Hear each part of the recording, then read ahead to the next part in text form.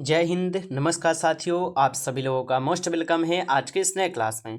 साथियों, आज की इस क्लास में हम सभी लोग पढ़ने वाले हैं बीएसएससी कार्यालय परिचारी भर्ती 2025 के एग्जाम के लिए most important previous year question को, जो कि आपके बीएसएससी कार्यालय परिचारी भर्ती 2025 के एग्जाम के लिए काफ़ी इंपॉर्टेंट है।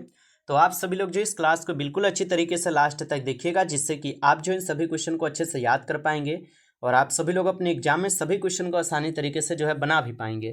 तो चलिए फिर क्लास को स्टार्ट करते हैं।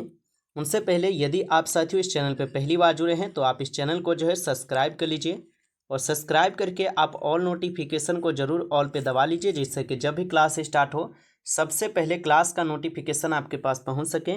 तो आप इस चैनल को सब्सक्राइब कर लीजिए और सब्सक्राइब करके आप इस क्लास को जो है साथियों लाइक जरूर कर लीजिएगा। तो चलिए क्लास को स्टार्ट करते हैं और देखिएगा यहाँ पे पहला नंबर प्रश्न क्या है। प्रश्न दिया गया है साथियों आपका कि बारदोली सत्याग्रह जो है ना किसके नेतृत्व में प्रारंभ हुआ था। चलिए बताइएगा आप कि बारदोली सत्याग्रह जो है ये किसके नेतृत्व में प्रारंभ हुआ था। तो बारदोली सत्याग्रह साथियों याद रखिएगा, ये सरदार वल्लभ भाई पटेल जी के नेतृत्व में जो है ना ये प्रारंभ हुआ था। तो ऑप्शन आपका 20 सही जवाब होगा यहाँ पे। चलिए अगला प्रश्न आप देखिएगा, यहाँ पे प्रश्न दिया गया है कि अंतर्राष्ट्रीय मजदूर दिवस किस दिन मनाया जाता है। चलिए बताइएगा साथियों, अंतर्राष्ट्रीय मजदूर दिवस किस दिन मनाया जाता है। तो अंतर्राष्ट्रीय मजदूर दिवस साथियों याद रखिएगा ये किस दिन मनाई जाती है। तो अंतर्राष्ट्रीय मजदूर दिवस 1 मई को मनाई जाती है। यदि आप ऑप्शन बी लगाए हैं तो सही जवाब है। चलिए अगला प्रश्न देखिएगा आप सभी लोग, पौधों की वृद्धि किस यंत्र से मापी जाती है। तो पौधों की वृद्धि किस यंत्र से मापी जाती है।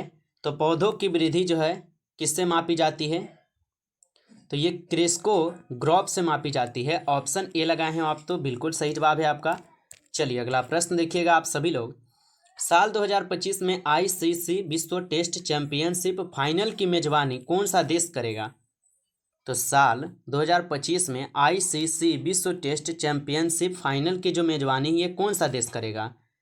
तो साथियों ये करेगा आपके इंग्लैंड। ऑप्शन यहाँ पे आपका बी जो है इस क्वेश्चन का सही जवाब होगा। चलिए अगला प्रश्न आप सभी लोग जो है देखिएगा, प्रश्न है मेघालय की राजधानी कहाँ है। बताएंगे मेघालय की राजधानी कहाँ पर है। तो मेघालय की राजधानी साथियों कहाँ पर हो जाएंगे। तो याद रखिएगा मेघालय की राजधानी शिलोंग में है। ऑप्शन यहाँ पे आपका सी जो है इस क्वेश्चन का सही जवाब है, शिलोंग में। चलिए अगला प्रश्न यहाँ पे आपका आता है, भारत के उपराष्ट्रपति कौन है। बताएंगे साथियों भारत के उपराष्ट्रपति कौन है। तो भारत के उपराष्ट्रपति हो जाएंगे आपके जगदीप धनखड़। ऑप्शन यहाँ पे आपका डी जो इस क्वेश्चन का सही जवाब है, जगदीप धनखड़ हो जाएंगे। अगला प्रश्न यहाँ पे आता है कि असहयोग आंदोलन को स्थगित क्यों किया गया था। तो असहयोग आंदोलन को स्थगित क्यों किया गया था। तो असहयोग आंदोलन को स्थगित किए गए थे आपके किसके कारण, चोरी चोरा कांड के कारण। ठीक है, जो कि हमारा ऑप्शन यहाँ पे क्या है, तो डी दिया गया है, चोरी चोरा कांड के कारण जो ये असहयोग आंदोलन को स्थगित किया गया था। अगला प्रश्न यहाँ पे आता है, भारतीय संविधान कब लागू हुआ था। बताइए भारतीय संविधान लागू कब हुआ था। तो भारतीय संविधान 26 जनवरी 1950 को जो है लागू हुए थे। ऑप्शन डी सही जवाब होगा इस क्वेश्चन का। अगला प्रश्न देखिएगा आप लोग कि चेहरा देखने के लिए सामान्यतः किस प्रकार के दर्पण का प्रयोग किया जाता है। तो चेहरा देखने के लिए सामान्यतः किस प्रकार के दर्पण का प्रयोग किया जाता है। तो साथियों इसमें समतल दर्पण का प्रयोग किया जाता है। ऑप्शन सी सही जवाब होगा, समतल दर्पण। अगला प्रश्न आता है, भारत के विदेश मंत्री कौन हैं। बताइएगा साथियों भारत के विदेश मंत्री कौन हो जाएंगे। तो भारत के विदेश मंत्री हो जाएंगे कौन, doctor S Jaishankar. Option A आपका सही जवाब है, डॉक्टर एस जयशंकर होगा। अगला प्रश्न देखिएगा आप सभी लोग, यहाँ पे प्रश्न दिया गया है कि बंगाल विभाजन किस वर्ष हुआ था। चलिए साथियों लगाइएगा आंसर, बंगाल विभाजन किस वर्ष हुआ था। तो साथियों याद रखिएगा बंगाल विभाजन जो ये किस वर्ष हुआ था। तो बंगाल विभाजन जो है ये कब हुआ था। तो इस क्वेश्चन का सही जवाब ऑप्शन यहाँ पे आप सभी लोग डी कीजिएगा, 1905 में जो है बंगाल विभाजन हुए थे, याद रखेंगे। चलिए अगला प्रश्न आता है कि भारत में आपातकाल की घोषणा का अधिकार किसे होता है। तो भारत में आपातकाल की घोषणा का अधिकार किसके पास होता है। तो साथियों आपको पता होगा भारत में आपातकाल घोषणा लागू करने का अधिकार सिर्फ राष्ट्रपति के पास ही होता है। ऑप्शन ए आपका सही जवाब हो जाएगा यहाँ पे। अगला प्रश्न देखिएगा आप कि रक्तदाब नापने के यंत्र का नाम है। बताइए कि रक्तदाब नापने के यंत्र का नाम क्या होगा। तो रक्तदाब नापने के यंत्र का नाम पूछा है तो स्पिग्मोमैनोमीटर आप लगा दीजिएगा। आपका सही जवाब बी हो जाएगा यहाँ पे। चलिए अगला प्रश्न आपका आता है कि भारत का सर्वोच्च नागरिक सम्मान पुरस्कार होता है। साथियों अभी तक आप जो है इस क्लास को लाइक नहीं किए हैं तो पहले आप इस क्लास को एक बार ज़्यादा से ज़्यादा लाइक कर लीजिए, और चैनल पे पहली बार यदि आप जुड़े हैं तो आप इस चैनल को सब्सक्राइब करके ऑल नोटिफिकेशन को आप जरूर ऑल पे दबा लीजिए, क्योंकि आपके बिहार बीएसएससी कार्यालय परिचारी भर्ती 2025 के एग्जाम के लिए बिल्कुल इंपॉर्टेंट और सिलेक्टेड क्वेश्चन कराए जा रहे हैं, जो कि आपकी परीक्षाओं में बार बार पूछे जाते हैं। तो अच्छे से इनको आप याद भी करते चलिएगा, और आप चैनल पे पहली बार जुड़े हैं तो सब्सक्राइब कर लीजिए, और सब्सक्राइब करके क्लास को लाइक कर लेंगे। और साथियों अगर आपको पीडीएफ चाहिए रिवीजन के लिए तो ज़रूर बताइएगा आप लोग कमेंट में हमें, ठीक है। चलिए बताइए कि भारत का सर्वोच्च नागरिक सम्मान पुरस्कार कौन सा है। तो भारत रत्न पुरस्कार आपको पता ही है। ऑप्शन ए आपका सही जवाब होगा यहाँ पे। अगला प्रश्न देखिएगा, प्रश्न है कि वंदे मातरम गीत किसके द्वारा लिखा गया है। बताइएगा साथियों वंदे मातरम गीत जो है ये किसके द्वारा लिखा गया था। तो वंदे मातरम गीत को लिखे गए थे आपके बंकिम चंद्र चटर्जी के द्वारा, जो कि ऑप्शन ए आपका सही जवाब है यहाँ पे। बंकिम चंद्र चटर्जी के द्वारा वंदे मातरम गीत को लिखे गए थे। अगला प्रश्न आता है कि तेलंगाना की राजधानी है। बताइए कि तेलंगाना की राजधानी हो जाएंगे। तो तेलंगाना की राजधानी जो है साथियों हैदराबाद में होगा। ऑप्शन यहाँ पे आप लोग का डी इस क्वेश्चन का सही जवाब है। अगला प्रश्न देखिएगा आप लोग, वनस्पति कौन सा संसाधन है। तो वनस्पति कौन सा संसाधन होगा। तो वनस्पति हो जाएगा आपके जैव संसाधन। ऑप्शन ए आपका इस क्वेश्चन का सही जवाब है, जैव संसाधन। अगला प्रश्न यहाँ पे आता है कि अर्थशास्त्र के रचयिता हैं। बताइए कि अर्थशास्त्र के रचयिता हो जाएंगे। तो अर्थशास्त्र के रचयिता कौन हो जाएंगे, कौटिल्य हो जाएंगे। ऑप्शन ए आपका जो इस क्वेश्चन का यहाँ पे सही जवाब है, कौटिल्य जो है ये अर्थशास्त्र के रचयिता है। चलिए अगला प्रश्न आपका आता है कि पादप में जाइलम उत्तरदायी है। तो पादप में जाइलम उत्तरदायी हो जाएंगे। तो पादप में जाइलम उत्तरदायी है जल का संवहन। ऑप्शन ए कीजिएगा आप लोग सही जवाब यहाँ पे।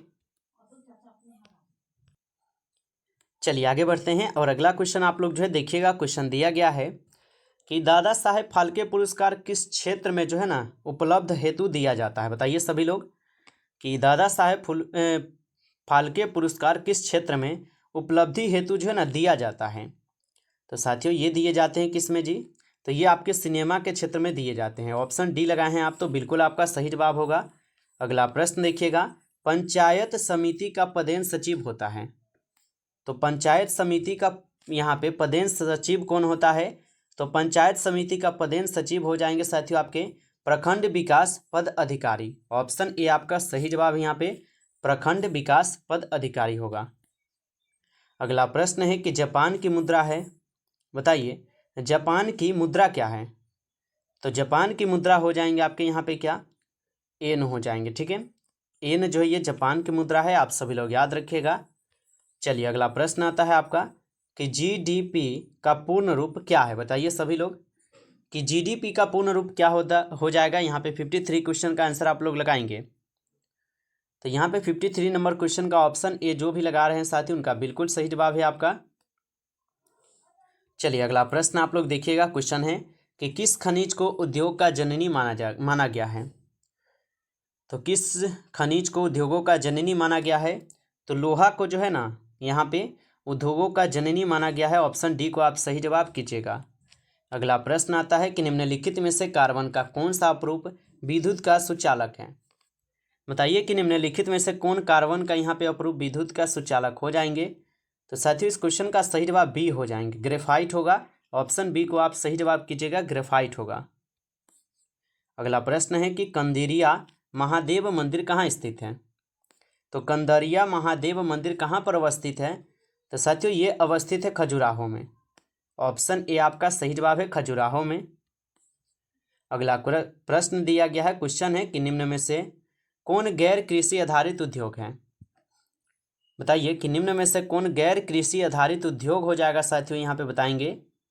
तो गैर कृषि आधारित उद्योग कौन है, चीनी उद्योग, चर्म उद्योग या कौन सा हो जाएगा? तो गैर यहाँ पे कृषि आधारित उद्योग पूछा है, तो ये आपके चर्म उद्योग हो जाएगा। ठीक है, ऑप्शन यहाँ पे बी कीजिएगा, चर्म उद्योग गैर कृषि आधारित उद्योग है। अगला प्रश्न देखिएगा आप लोग, निम्न में से कौन बहुराष्ट्रीय कंपनी नहीं है? तो निम्न में से कौन बहुराष्ट्रीय कंपनी नहीं है? तो बहुराष्ट्रीय कंपनी यहाँ पे कौन नहीं है? तो यहाँ पे इस क्वेश्चन का आप लोग का सही जवाब सी हो जाएंगे, रियाल्सन हो जाएंगे। आप सभी लोग याद रखेंगे, ये बहुराष्ट्रीय कंपनी नहीं है। अगला प्रश्न आता है कि विंबलडन ट्रॉफी किस देश में आयोजित किया जाता है? तो विंबलडन ट्रॉफी किस देश में आयोजित किया जाता है? तो साथियों ये इंग्लैंड में आयोजित की जाती है। ऑप्शन आपका बी सही जवाब है, इंग्लैंड में। अगला प्रश्न है कि नर्मदा बचाओ आंदोलन किसके विरोध में हुआ था? तो नर्मदा बचाओ आंदोलन किसके विरोध में हुआ था? तो नर्मदा बचाओ आंदोलन जो है ये आपके सरदार सरोवर बांध के विरोध में हुए थे। ऑप्शन बी इस क्वेश्चन का सही जवाब होगा। तो साथियों इस क्लास में जो है आपके 31 नंबर क्वेश्चन से लेकर कुल 60 तक क्वेश्चन थे, जो कि काफ़ी इंपॉर्टेंट क्वेश्चन थे ये सभी क्वेश्चन। साथियों यदि आपको ये क्लास अच्छा लगा है तो आप इस क्लास को लाइक कर लीजिएगा। चैनल पे पहली बार यदि आप जुड़े हैं तो आप इस चैनल को सब्सक्राइब कर लीजिए, और सब्सक्राइब करके आप ऑल नोटिफिकेशन को दबा लीजिए, जिससे कि जब भी क्लास स्टार्ट हो सबसे पहले क्लास का नोटिफिकेशन आपके पास पहुंच सके। तो आप इस चैनल को सब्सक्राइब कर लीजिएगा।